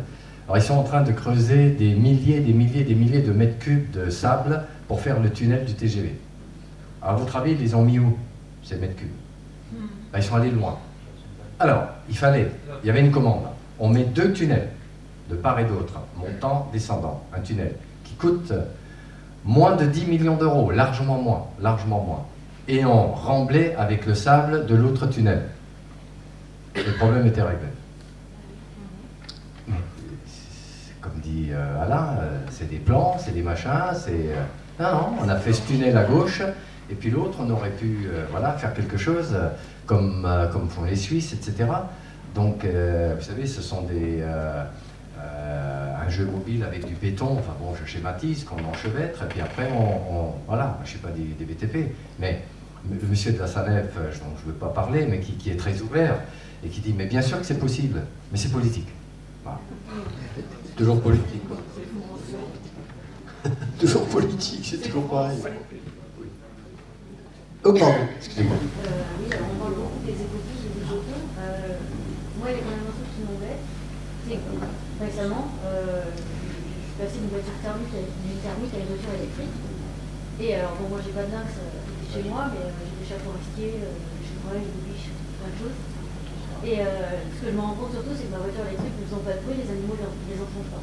Mais que ce soit les mammifères, les oiseaux viennent les entendre, donc je me retrouve avec des oiseaux qui me volent dessus. J'ai un jet qui m'a foncé dessus, il n'a pas entendu la voiture, les chats qui me déboutent devant. Enfin, et bon, les voitures électriques, ça se démocratise. Est-ce qu'il y a quelque chose de prévu pour. Il faut mettre du bruit dans le moteur. Non, mais parce que. Est-ce qu'on a prévu d'en mettre un truc? Alors là, alors ça. Alors, il y a des ultrasons, tu peux le faire. Oui, alors, il y avait un travail qui avait été réalisé par la Fédération des chasseurs du Bas-Rhin. Vous voyez, ils font des bonnes choses. Il n'y a pas que, voilà, non, il ne faudra pas que critiquer. Donc c'était le problème des collisions avec le chevreuil, vous savez, à un moment donné sur les routes. Ils se sont rendus compte qu'ils pouvaient mettre sur les, je ne sais plus comment on appelle ça, ces balises en plastique là, dans les virages, là, etc. On a mis, merci, heureusement que vous êtes là. Et on émettait des espèces de capteurs d'ultrasons qui diffusaient des ultrasons, et ça devait notamment inciter le chevreuil à ne pas passer à ce moment-là, parce qu'il y avait... Et ça marchait, et ça marchait, voilà. Donc, voilà. Mais votre question est extrêmement pertinente. Alors là, franchement, il faut que tu la fasses remonter. Voilà. Voiture électrique, voilà. Mais... Je ne profite pas parce que je ne vais pas trop vite, mais j'ai jamais eu autant d'animaux aussi près de ma voiture qu'avec une voiture thermique où finalement il y avait beaucoup moins de voitures. Moi je pense qu'en laboratoire d'essai, ils peuvent trouver une astuce pour que ça émette quelque chose. Je pense que ça peut marcher. Voilà. Mais Sandrine va inscrire cette mesure dans une proposition dans le PRA. Merci Sandrine. Mais c'est très pertinent.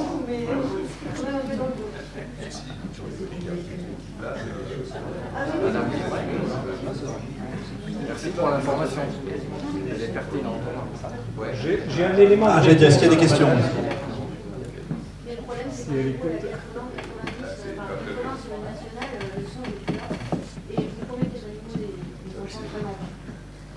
Avec une voiture électrique possible. J'ai un élément de réponse pour vous. Allez sur des sites des chasseurs et des automobilistes au Canada. Ils ont des systèmes d'infrasons qui montent sur les véhicules. Je ne connais pas l'efficacité, mais ça existe. Ça avait été conseillé dans toutes les zones où il y avait beaucoup de gibier qui traversaient. En France, ça avait été fait, ça, avec des petits systèmes qu'on mettait devant sur le pare-feu. C'est ça. Ouais. Ah oui, ça existe. Oui, vas-y. on a eu des présentations sur le lynx et on a parlé beaucoup d'acceptabilité par les éleveurs. On a vu les zones favorables au lynx. Il faut savoir qu'entre les Vosges du Nord, donc le parc, et puis les Vosges du Sud, le parc des Ballons, il y a notre secteur qui concentre 80% de l'élevage ovin du département dans la Moselle Sud. Et donc, dans ces 80%, les 3/4 sont vraiment strictement sur le territoire du pays de Sarreguemines. Et je pense que là, avec la réserve de biosphère dont Emmanuel nous a parlé, il y a un sujet à traiter en priorité, parce que ce n'est pas la peine d'avoir deux îlots qui ne se peuvent pas se communiquer, parce qu'au milieu, il y aurait des problèmes majeurs d'acceptabilité avec une forte population agricole et un gros enjeu économique que nous essayons de redévelopper en redonnant de la valeur à la viande, à la laine. Nous essayons de redévelopper le site industriel de Bataille pour refaire du travail du cuir noble, à très haute valeur, puisque ce sont des peaux qui ne sont pas piquées par les barbelés, pour la maroquinerie de luxe. Voilà, donc il y a tout un contexte socio-économique et donc culturel à prendre en compte vraiment de manière importante et urgente. Il me semblait qu'il y avait un secteur qui était en encore vide. En amont sur le massif, mais c'est très intéressant ce que tu dis parce que moi j'ai découvert ce secteur avec environ 35 000 brebis présentes à l'époque où les premiers loups attaquaient dans ces troupeaux. Donc, d'autant plus, on a eu l'expérience des premières attaques de loups sur ces troupeaux-là, ces mêmes troupeaux. Le loup a fait son chemin, est parti ailleurs. Mais du coup, voilà, tout ça c'est effacé comme d'une baguette magique. Donc c'est quand même curieux qu'il n'y ait pas de continuité non plus, justement. Voilà, parce que là, clairement, il y a plusieurs troupeaux qui ont été attaqués. Alors, je ne sais plus de mémoire, ça doit être en 2013, peut-être, ou 14, hein, même. Ouais, par le loup. Mais je veux dire, il y a déjà eu une première expérience d'impact du loup sur ces mêmes troupeaux. Donc aujourd'hui, avec une présence de lynx, on pourrait se poser les mêmes questions, quoi. Il y a 35 ans, au Conseil départemental de la chasse et de la faune sauvage, étaient analysés les impacts du renard sur les ovins. Et il y avait un éleveur qui en avait 50, il était tout seul. Sur les jeunes agneaux, nouveau-nés, etc., ou ceux qui étaient morts-nés. Hein. On faisait pas, évidemment, il n'y avait pas de distinguo délibérément, bien sûr. Mais c'est un vrai problème économique sur le secteur. Et c'était vraiment, pour les gens de Beach ou de Thionville, inconnu pratiquement. Bon, juste pour dire, juste pour répondre. Monsieur le président du syndicat des ovins de l'époque, donc M. Herman, faisait partie du Parlement du Lynx. C'est toujours lui. Il faisait partie du Parlement du Lynx. Je crois qu'il était même aussi. Donc, il est assez proche de la DDT Moselle en matière de prévention, etc. Donc, ok, je pense que c'est quelqu'un qui connaît bien le problème. Nous, on connaît surtout ce monsieur parce qu'il défend, hein, et il a tout à fait raison. Et c'est pas quelque chose qui a été négligé au moment, je dirais, de la pensée de la relocalisation du lynx en Allemagne. Mais franchement, le lynx là-bas, il y en a qu'un qui a passé, je dirais, à côté de l'autoroute à un moment donné, c'est Arcos. Arcos, il a fait quoi comme problème? Il a été capturé en Suisse, il n'a rien demandé.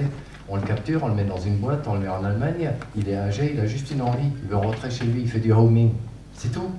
Et quand ils font du roaming, ils vont tout droit, boum, boum, boum, boum. Et c'est pour ça que, voilà, donc ça c'est un détail. Mais l'histoire du lynx sur Échicourt-le-Château, sur toutes ces étendues qui sont un haut lieu de production, elle est ancrée dans nos mémoires plus que tout, d'autant plus qu'elle a été largement, je dirais, revendiquée et documentée par M. Herman, qui était très présent dans nos échanges.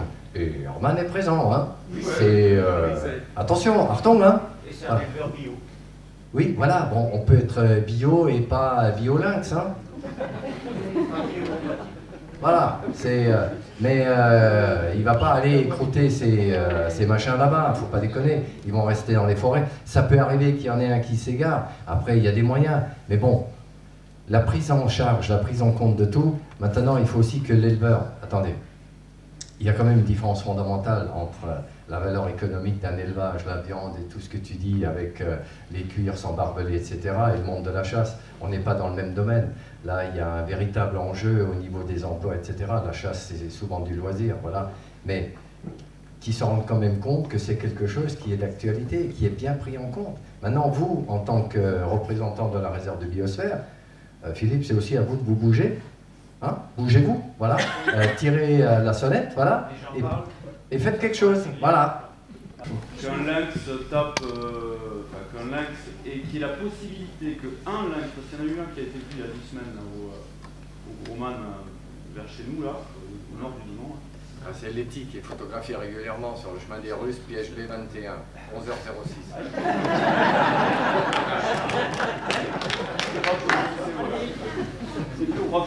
Non, mais si on en est à ce niveau-là de précaution à prendre avec la population de lynx, on va se retrouver comme avec le grand tétras, où c'est carrément déjà trop tard, en fait, pour notre partie, en tout cas, Pays Sarrebourg. Donc, moi je suis d'accord, quand on s'engage, si on veut sauver la population du lynx, c'est pas avec outrepasser ces petits risques mineurs. Il faut les expliquer.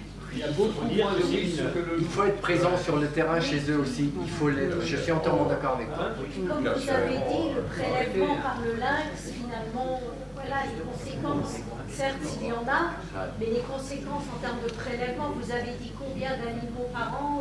En Allemagne, c'était une trentaine. Il y a donc des compensations aussi. Oui, mais bien sûr, mais c'est un traumatisme pour l'éleveur. Et je pense que c'est vrai que c'est sur ce dialogue-là qu'il faut peut-être aussi aller, de manière à ce qu'il y ait cette acceptabilité dont parle Philippe.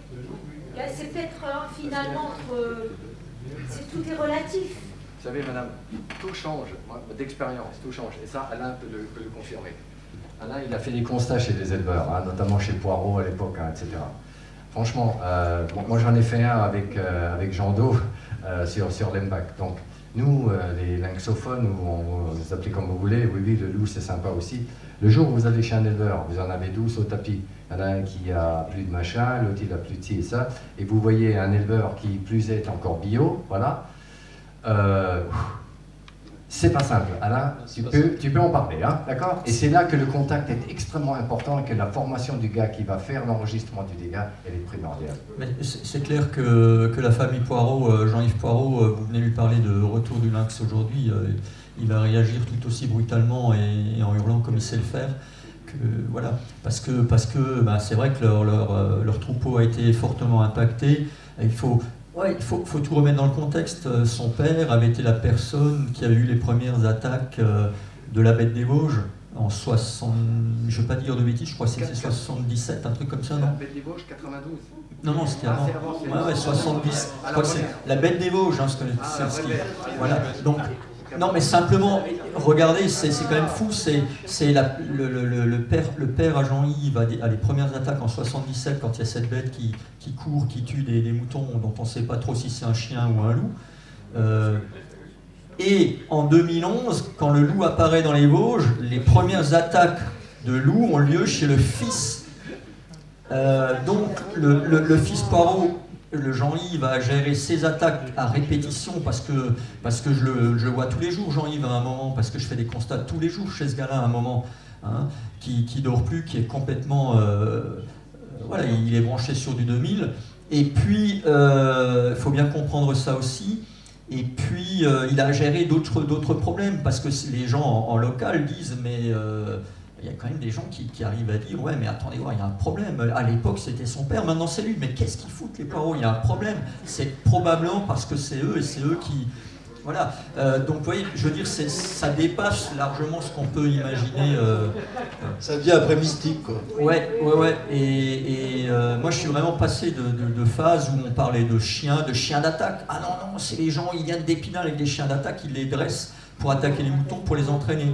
On passait comme ça d'un jour à l'autre, du chien errant au chien d'attaque. Ah bah la brave dame là-bas, elle a 2 labradors. C'est sûr, c'est à chaque fois qu'elle vient dans sa résidence secondaire qu'il y a des attaques dans le troupeau. Donc c'est ses chiens. Vous voyez, donc c'est un peu comme ça une psychose qui se met en place. Et c'est vrai qu'aujourd'hui dire à un gars comme ça, mais attends, il y a du lynx, enfin moi je lui dis, parce que voilà, faut le dire, le lynx c'est là, faut le dire. La pire des choses qu'on puisse faire, c'est de ne pas leur dire. Parce qu'ils sont dehors, ils le voient aussi. Mais voilà. Mais quand je m'apercevais que son chien de protection était hors du parc et qu'il n'était pas à sa place, je lui disais aussi, vous voyez ce que je veux dire, il faut être honnête sur toute la ligne. Voilà. Mais voilà, ces gens-là, vous ne pouvez pas leur dire aujourd'hui, bon ben voilà, le lynx, on va t'en lâcher sous le pif, quoi. Hein. Ça va pas, ça marchera pas. C'est pas comme ça qu'il faut faire. C'est vrai qu'il est resté encore assez beau de pommes. Mais oui, mais bon, il était présent ici. Oui, il était là quand il y a eu le colloque sur le loup, oui. Donc il faut voir tout ça aussi. Comment font alors nos voisins allemands? Ben, ils ont tout simplement posé la question sur la table avant. Oui. Bah, tout n'est pas rose chez eux non plus. Oui, absolument. Non. Il est quand même en évolution. C'est ce que je vous disais tout à l'heure, c'est si vous voyagez, que vous allez dans d'autres pays où on a du lynx, du loup, de l'ours, vous vous rendez compte que tout n'est pas rose. Effectivement, là où ces espèces vivent et où il y a de l'élevage, ovin ou autre, il y a des pros. Nous, c'est qu'on en a peut-être déjà, ou alors il va arriver. Voilà, il va arriver, il se posait les bonnes questions simplement 10 ans avant. Et malheureusement, et je le redis encore, je suis désolé, on fait plein de choses intéressantes, on se réunit peut-être beaucoup trop souvent parce que derrière, il y a rien de concret qui est pondu, mais on attend que ça se passe, c'est tout, que ça arrive. Côté allemand, il y avait vraiment un travail de concertation très important qui avait été fait en amont du programme de réintroduction avec les éleveurs. Pour le lynx. Et pour le lynx.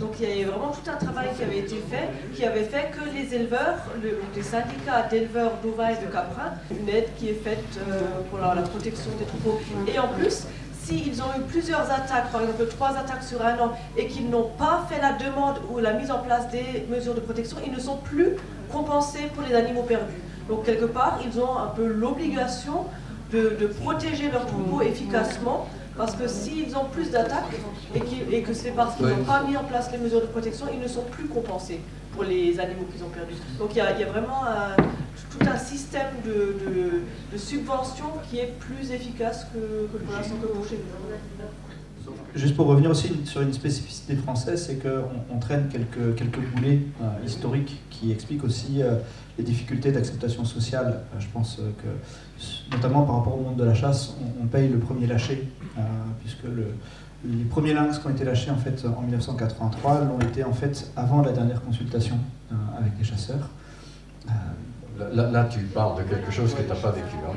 Oui, je sais bien. Parce que se concerter avec la Fédération des chasseurs du Haut-Rhin, il va falloir passer des examens de psychologie, voire être un psychiatre très averti pour aller très loin. Tu as ton voisin à côté qui a eu l'expérience avec M. Blaise.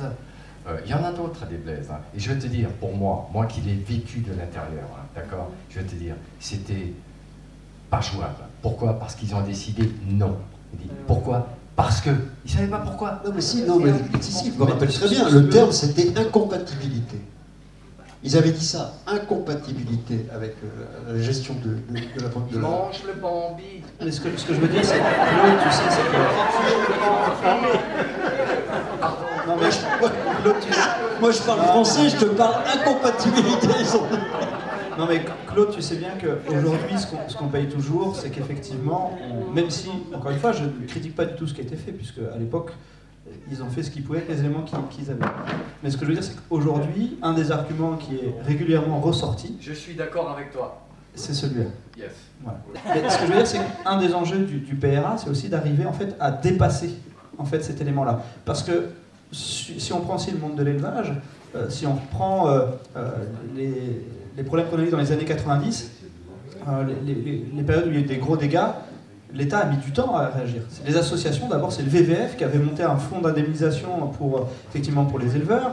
À un moment donné, ils ont dit stop parce que c'était trop compliqué. Et il y a eu une période de latence qui a été compliquée. Donc en fait, on a quelques éléments comme ça, je dirais, de quelques boulets derrière nous qui sont compliqués. Et tant qu'on n'arrive pas à dépasser ces boulets-là, eh bien, ils ressortent. Et je pense que dans le PRA, Sandrine, on t'en a parlé. Enfin, t'as dû en entendre parler. Et même moi, qui n'étais pas effectivement là à l'époque, qui n'était pas né à cette époque-là, effectivement, j'en ai entendu parler, mais des dizaines de fois. Moi, je te rejoins totalement. C'est vrai qu'en contactant les fédérations de chasse et les chasseurs, c'est vraiment ce qui ressort à chaque fois. Et c'est vrai qu'ils restent vraiment bloqués là-dessus. Donc, effectivement, un des enjeux, c'est vraiment travailler sur l'acceptabilité, parce que c'est vraiment ancré dans les têtes. Et après, c'est vrai que c'est facile après de dire des choses qui ne vont pas, de critiquer, etc. Le but, c'est vraiment d'aller tous ensemble vers des objectifs. Et il faut vraiment qu'on mette toutes nos forces vives là-dedans. On peut critiquer, ok, mais maintenant, il faut qu'on y aille tous ensemble. Il y a un document qui est présent, il faut qu'on mette tous nos moyens là-dedans. Et c'est vraiment ce que j'essaie de faire. Merci Sandrine. Voilà, ce sera le mot de la fin. Pas manche de bandit, hein. Ce sera le mot de la fin. Écoutez, je vous remercie d'avoir participé à ce colloque sur le lynx. C'était vraiment, je pense, une réussite. Et je crois que maintenant, on va... qu'est-ce qui est prévu? Voilà, on va manger quelque chose chez Liliane, c'est prévu.